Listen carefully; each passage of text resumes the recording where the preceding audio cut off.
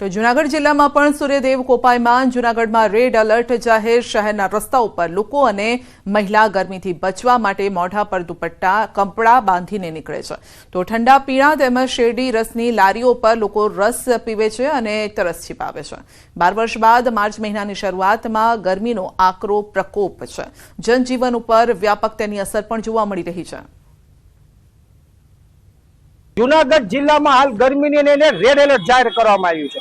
આજે જૂનાગઢમાં અત્યાર સુધીમાં 41 ડિગ્રીથી વધુ તાપમાન નોંધાયું છે, જેને લઈ અને જે શહેર લોકો છે તેનું જીવન પણ આકળું વ્યાકળું થઈ ગયું છે. હાલ જે રસ્તા ઉપર છે તે તમામ જે લોકો છે તે મોઢે કપડા અથવા જે મહિલાઓ છે તે મોઢે દુપટ્ટો બાંધીને નીકળી રહી છે.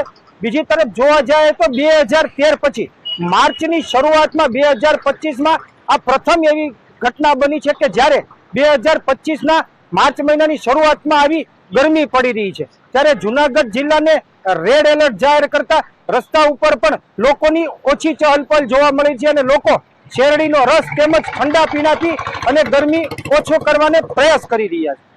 અતુલ વ્યાસ, ન્યૂઝ 18 ગુજરાતી, જૂનાગઢ.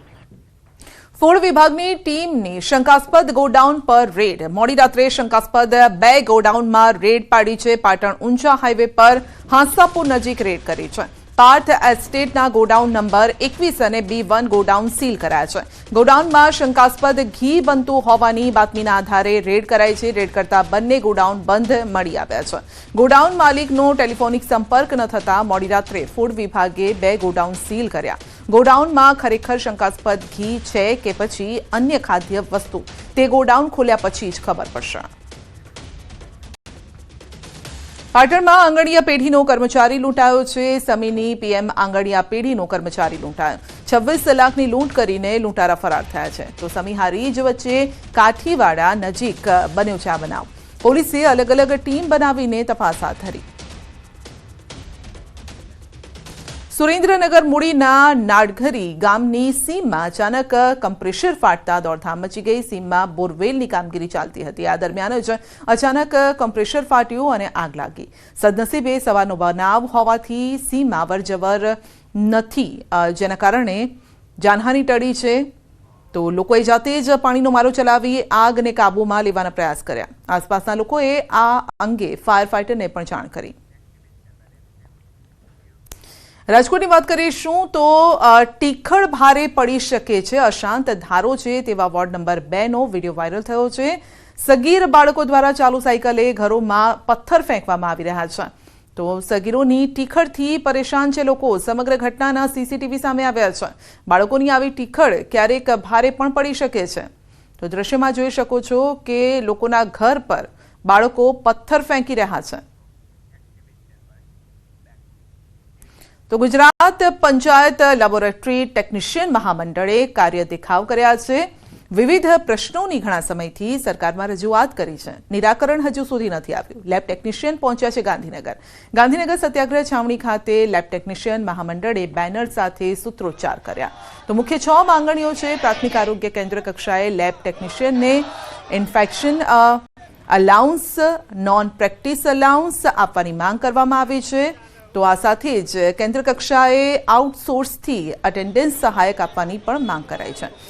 ઉચ્ચતર પગાર ધોરણમાં વિસંગતતાઓ દૂર કરવાની માંગ કરી છે. COVID-19 રોગચાળામાં કરેલ કામગીરી, પગાર બાબતનો ઠરાવનો લાભ આપવાની પણ માંગ થઈ છે.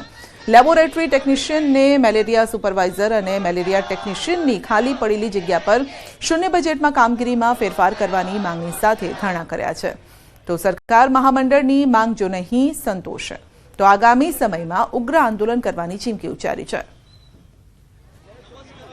25/6/1992 જે ઠરાવથી પ્રાથમિક આરોગ્ય કેન્દ્ર, સામૂહિક આરોગ્ય કેન્દ્ર કે સિવિલ હોસ્પિટલ ખાતે કામ કરતા લેબોરેટરી ટેકનિશિયનના જે પગાર ધોરણમાં જે વિસંગતતા ઉદ્ભવેલી હતી તો એ 25/6/1992 જે ઠરાવ છે તેની અમલવારી અમે તમામ સમસ્ત લેબોરેટરી ટેકનિશિયનો માટે કરવા માટેની અમારી મૂળ માગણી છે.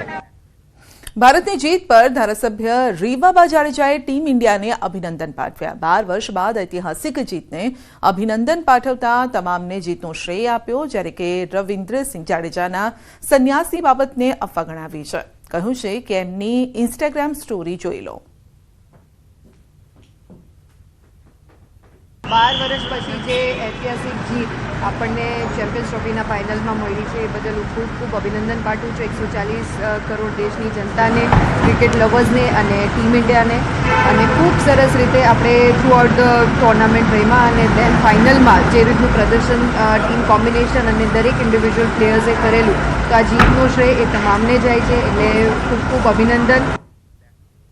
14 મહિલા CISF અધિકારીઓ સહિત 125 જવાનોનો કાફલો દેવભૂમિ દ્વારકા પહોંચ્યો.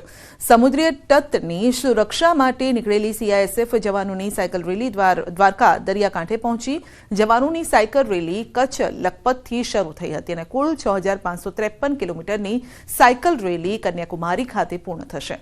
આ રેલી પૂર્વ અને પશ્ચિમ બે તરફના રાજ્યોમાંથી શરૂ થઈ છે અને જવાનો તમામ સમુદ્ર તટ વિસ્તારની 25 દિવસમાં જ साइकिल द्वारा मुलाकात लेशे. इस रैली का मकसद है कोस्टल जनसंख्या जो है, तटीय क्षेत्र में रहने वाली जनसंख्या है, उसमें सुरक्षा के प्रति अवेयरनेस को लेके आना. इस रैली का मोटिव है सुरक्षित तट समृद्ध भारत. क्या क्या सुरक्षा के चैलेंजेस एक तटीय क्षेत्र में हो सकते हैं, इसके बारे में उनको अवगत कराना और किस तरीके के चैलेंजेस से वो ओवरकम कर सकते हैं ताकि हमारा देश जो है सुरक्षित रहे और समृद्ध बन सके. વાપી મહાનગરપાલિકામાં આસપાસના 11 ગામોનો સમાવેશ કરવામાં આવ્યો છે. તેમાંથી નામધા લોકોએ વિરોધ કર્યો છે. વાંસાના ધારાસભ્ય અનંત પટેલની આગેવાનીમાં ગ્રામજનોએ મહાનગરપાલિકા ખાતે ધરણા કર્યા અને નામધા ગામનો મહાનગરપાલિકામાં સમાવેશ ન કરવાની માંગ કરી છે અને સતત ચોથી વખત અનંત પટેલની આગેવાનીમાં વાપી મનપા સામે વિરોધ પ્રદર્શન યોજ્યું. આગામી સમયમાં મહાનગરપાલિકા દ્વારા આજુબાજુના ગામના લોકો સાથે ચર્ચા નહીં કરવામાં આવે તો આંદોલન વધુ ઉગ્ર બનશે તેવી વાત કરી. ગેરબંધારણીય રીતે ગામના લોકોને અંધારામાં રાખીને ગામને મહાનગરપાલિકામાં જોડી દેવામાં આવ્યા, એનો વિરોધ અમે ચોથી વખત કરી રહ્યા છે. હજુ પણ જો અમને નહીં સાંભળે તો આવનારા દિવસમાં હજુ અમારો વિરોધ ઉગ્ર બનાવીશું. દાખલા તરીકે સુએઝ પ્લાન્ટનો વિકાસ કર્યો, શું થયું? વલસાડમાં કર્યો, શું થયું? ડમ્પિંગ સાઇડ ઊભી કરી કચરાની, ઊભી કરી, શું થયું?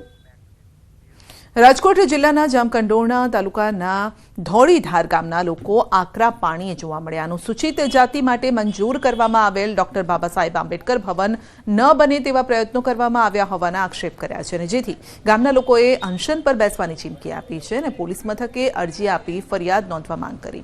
ઉલ્લેખનીય છે કે ધોળીધાર મુકામે બાબા સાહેબ આંબેડકર ભવન બનાવવા માટે 5 લાખની ગ્રાન્ટ મંજૂર કરવામાં આવી હતી અને આ માટે પ્લોટ પણ મંજૂર કરવામાં આવ્યા બાદ ઘણો સમય થયો છતાં પણ ગામના 5 લોકોએ આ ભવનનું કાર્ય ન થાય તેવા પ્રયત્નો કર્યા છે તેવા આક્ષેપ લાગી રહ્યા છે અને અરજી આપવામાં આવી છે. તેમજ ધોળીધાર ગામના સરપંચ તેમના હોદ્દાનો દુરુપયોગ કરતા હોવાનો પણ અરજીમાં ઉલ્લેખ છે. તો ગામના લોકોએ આ 5 લોકો પર કાયદેસર કાર્યવાહી કરવાની માંગ કરી. સ્વર્ગવાસી શ્રી વિઠ્ઠલભાઈ રાદડિયા જે અમને 7-8 નંબરનો પ્લોટ દઈને ગયા હતા, તેની માથે 5 થી 6 જણા એવા કે જેને કબજો કરેલ છે, એની માથે રાધાકૃષ્ણનું મંદિર બનાવેલ છે, એના વિરુદ્ધ અમે આજ 6 મહિનાથી આ લડત કરી છીએ. પણ આ લડતમાં કોઈ પણ પ્રકારનો અમને કોઈ રિસ્પેક્ટ કે કોઈ જવાબ મળેલ નથી. તે માટે અમે આજ જામકંડોરણા પોલીસ સ્ટેશને જે અમારું સ્ટેચ્યુ આંબેડકર ભવનનું બેહાડેલ છે, આંબેડકર સાહેબનું જે સ્ટેચ્યુ